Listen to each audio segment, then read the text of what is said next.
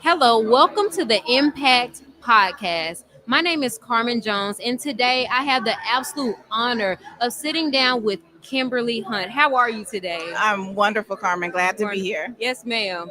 Kimberly's career is a masterclass in crossing boundaries.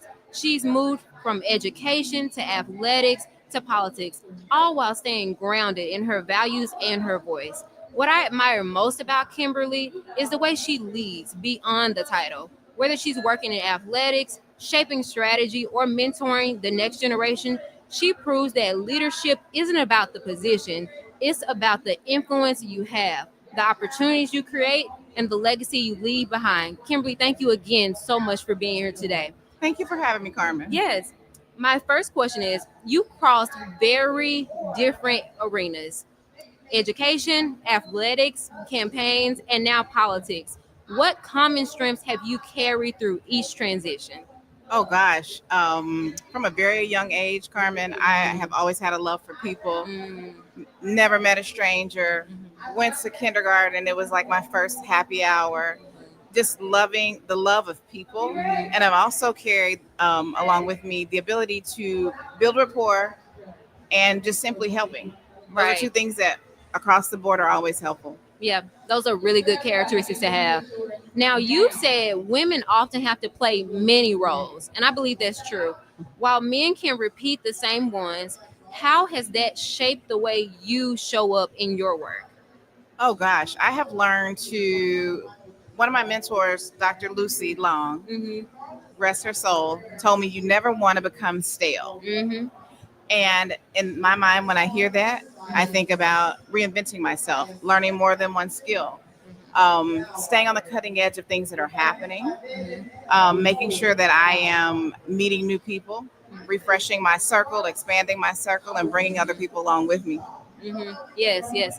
Now you've been open about the things that you've been told, right? And you were told that you were too loud and that you talk too much. How have you turned those things into the same traits or strengths that help to draw people in now? Oh gosh, I kind of centered myself with that, Carmen. Mm-hmm. I started thinking in terms of, is what I have to say valuable? Mm-hmm. Can someone else learn from it? And there Mm-hmm. have been a couple occasions where I've had to kind of reframe what I had to say, but for the most part, people appreciate truth tellers, Yes. especially when you're in the middle of a crisis Mm-hmm. or you're in a crunch. Mm-hmm. And that is something that's just, it's become first nature for me. Yes. Another way that I've worked and channeled that is encouraging other people to do the same thing. Show up as your authentic self. Everybody else is That's taken. key. So just show up as you. Yes, yes. I think someone else also said something similar on saying that there's only one position and it's only yours. Yeah, Yeah. you can't compete in anybody else's race. I want to ask you this next question. What does legacy mean to you on a personal level? And how do you want the people you mentor to describe your impact years down the line? So legacy to me on a personal level, I think about my nieces and nephews. Mm-hmm. I think about the surrogate nieces and nephews I have. I think about the mentees.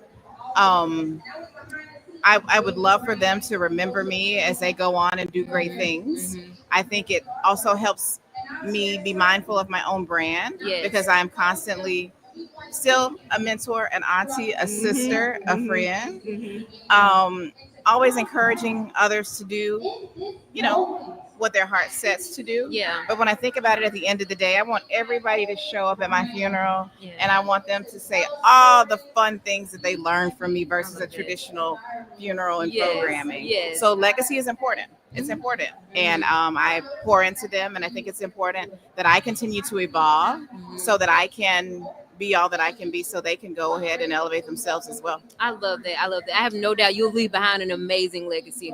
Now, this is our final question. If we strip away all the titles, all of the positions, what are the key strengths or skills you believe leaders need to carry with them into the future? Oh my gosh. Problem solving, That's key. forward thinking, Hmm. confidence. Hmm. You don't have to always have the answers. Hmm. You don't always have to have all the right tools to be Right. successful. Right. But if you're confident, if you're a problem solver, if you're a forward thinker, I Mhm. think that sets you above the rest. Of course, of course. Well, Kimberly, thank you so much for sharing your story, sharing your wisdom, your honesty with us today. What I'm taking away is that true leadership isn't about holding on to a title or a position. It's about the opportunities that you create for others. To our listeners, I hope that you heard what I did today, which was so impactful. You don't have to wait on permission from anyone to lead. Your influence, your authenticity, and your courage to show up as yourself are what leave a lasting impact. As Kimberly reminded us today, legacy is built in everyday moments with others. When you choose to lift up someone else, when you share your voice, when you refuse to underestimate the strengths you already carry, you're a winner. Thank you for tuning in to the Impact Podcast. If today's conversation resonated with you today, share it with someone who's ready to step into their own leadership story or journey. And until next time, keep leading beyond the role. Thank you.